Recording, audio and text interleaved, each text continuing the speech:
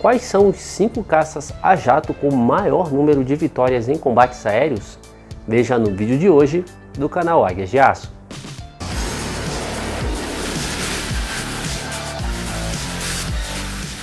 Olá pessoal, as guerras das últimas décadas são frequentemente chamadas de guerras aéreas, uma vez que os combates quase sempre começam pelo ar e geralmente o primeiro objetivo de qualquer conflito moderno é estabelecer o domínio do espaço aéreo, a chamada superioridade aérea. E desde o início da era do jato a gente teve poucos grandes conflitos e os números dos caças a jato são bem mais modestos do que de aviões da Segunda Guerra Mundial, por exemplo. Os caças da quinta geração nem sequer têm vitórias aéreas em combate, mas alguns jatos têm números expressivos e eu já adianto para vocês que o segundo colocado vai surpreender muita gente. E começando então pela quinta posição, a gente tem o F-15 Eagle com 102 vitórias em combates aéreos. A gente já viu essa aeronave em detalhes aqui, né? Esse é um caça norte-americano bimotor, projetado pela McDonnell Douglas, que agora faz parte da Boeing. E por esse grande número de vitórias sem a perda de nenhuma aeronave em combates aéreos, ele é considerado o caça-jato mais bem sucedido em combates ar-ar. E o interessante é que apesar de os Estados Unidos serem o maior operador da aeronave, a maioria desses abates ocorreu nas mãos dos pilotos da Força Aérea Israelense. Mas os norte-americanos também têm uma ficha de combate bem longa com o F-15, tendo várias vitórias confirmadas na Guerra do Golfo e também naquela operação Allied Force, que foi aquela intervenção da OTAN no Kosovo, o que faz do F-15 o caça a jato mais bem sucedido da Força Aérea dos Estados Unidos. E em quarto lugar, saindo de um ícone para outro, a gente tem o F-14 Tomcat com 135 vitórias aéreas. O icônico F-14 Tomcat, a gente já viu aqui também em detalhes, é um caça norte-americano bimotor de 2 lugares e com asas de geometria variável. Ele foi desenvolvido para a Marinha dos Estados Unidos e foi o primeiro dos caças da chamada série Team, que inclui também o F-15, F-16 e o F-18, que foram projetados de acordo com as experiências em combate aéreo contra caças MiG durante a Guerra do Vietnã.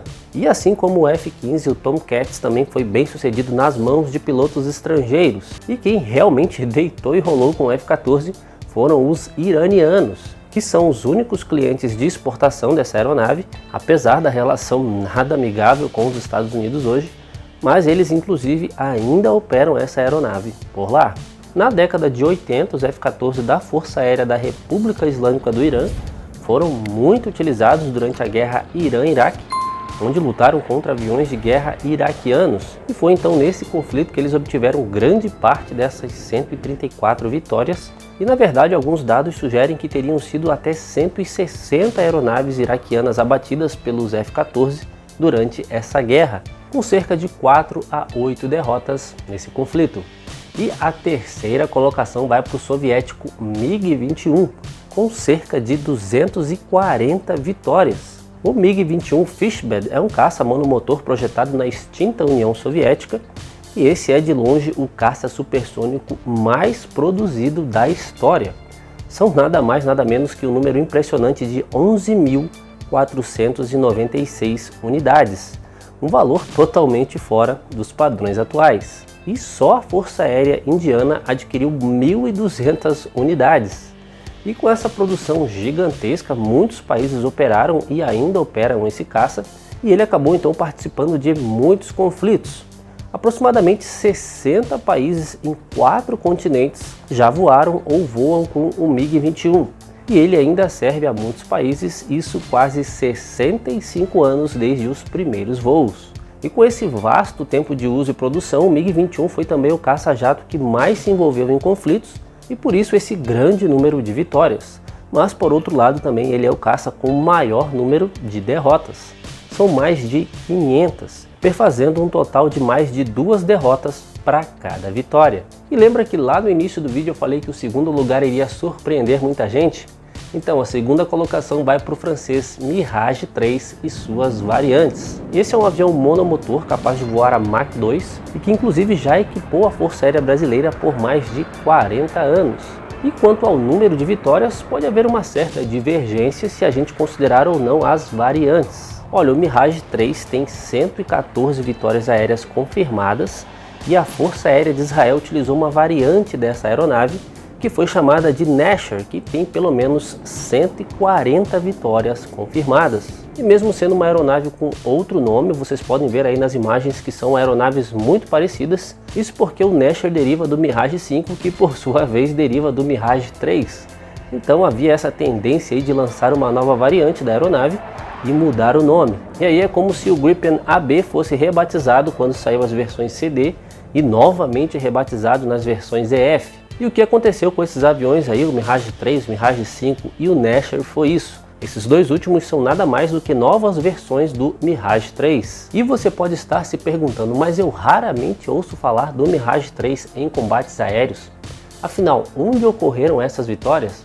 Olha, mais uma vez, boa parte, praticamente todos esses abates ocorreram nas mãos dos pilotos israelenses, agora na guerra do Yom Kippur, em que os israelenses reivindicam 106 abates de aeronaves sírias e egípcias por parte do Mirage 3 e 140 vitórias dos caças Nasher. Inclusive esse conflito imortalizou um daqueles que é considerado um dos maiores, se não o maior piloto de caça a jato de todos os tempos, com 16 vitórias, todas a bordo do Mirage 3 e do Nasher. E esse piloto israelense se chamava Giora Epstein, inclusive ele logo ganhou o apelido de Olhos de Águia, já que ele tinha uma visão fora do comum. E dizem até que durante uma missão ele teria sido capaz de localizar aeronaves a uma distância de 44 quilômetros, quase 3 vezes mais longe do que um piloto normal. E nesse conflito, em um único voo, ele teria abatido 4 aeronaves inimigas. Bom, mas mesmo que alguém aí ache injusta, a soma desses abates por essas duas aeronaves e acha que deveria ser contabilizado em separado, mesmo que a gente considerasse separadamente, os dois ainda fariam parte desse top 5. E em primeiro lugar, o avião com mais vitórias em combates ar-ar na era do jato é o F-4 Phantom II, com incríveis 306 abates. E esse é um caça norte-americano de 2 lugares, bimotor, que foi desenvolvido originalmente para a Marinha dos Estados Unidos. E ele provou ser bastante adaptável e logo foi adotado também pelo Corpo de Fuzileiros Navais dos Estados Unidos e também pela Força Aérea dos Estados Unidos. E pode-se dizer que essa foi a principal aeronave do inventário norte-americano durante a década de 60. E não à toa, esse é o segundo caça supersônico mais produzido da história, com mais de 5.000 unidades fabricadas. E o F-4 foi extensamente utilizado na Guerra do Vietnã, servindo como o principal caça de superioridade aérea, tanto para a Força Aérea como também para a Marinha e Corpo de Fuzileiros Navais dos Estados Unidos, e ainda se tornou importante nas funções de ataque ao solo e reconhecimento aéreo já no final da guerra. E durante a Guerra do Vietnã, um piloto da Força Aérea dos Estados Unidos e um piloto da Marinha tornaram-se ases ao obter 5 abates aéreos contra aviões de caça inimigos. Mas por outro lado também os F-4 sofreram muitas perdas durante esse conflito, principalmente em dogfights contra os ágeis MiG soviéticos, e eu já até expliquei isso em detalhes aqui recentemente, eu vou deixar o link aí na descrição para vocês. E ao todo, apesar dessas 306 vitórias, o F-4 também teve um total de 106 derrotas, um número expressivo, mas que ainda dá uma taxa de cerca de 3 vitórias para cada derrota. E na verdade eles foram massacrados mesmo por fogo terrestre. Foram 545 aeronaves abatidas por defesas antiaéreas. Então era isso, pessoal, espero que tenham gostado, e se você gostou do vídeo não esqueça de deixar aquele like pra gente. Se não conhecia o canal, não era inscrito, vai ali naquele botãozinho e se inscreva. Siga o canal Águias de Aço no Instagram, o link está ali na descrição. E não deixem de conhecer a nossa loja virtual.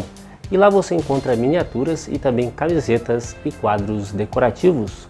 Um forte abraço a todos vocês e até a próxima!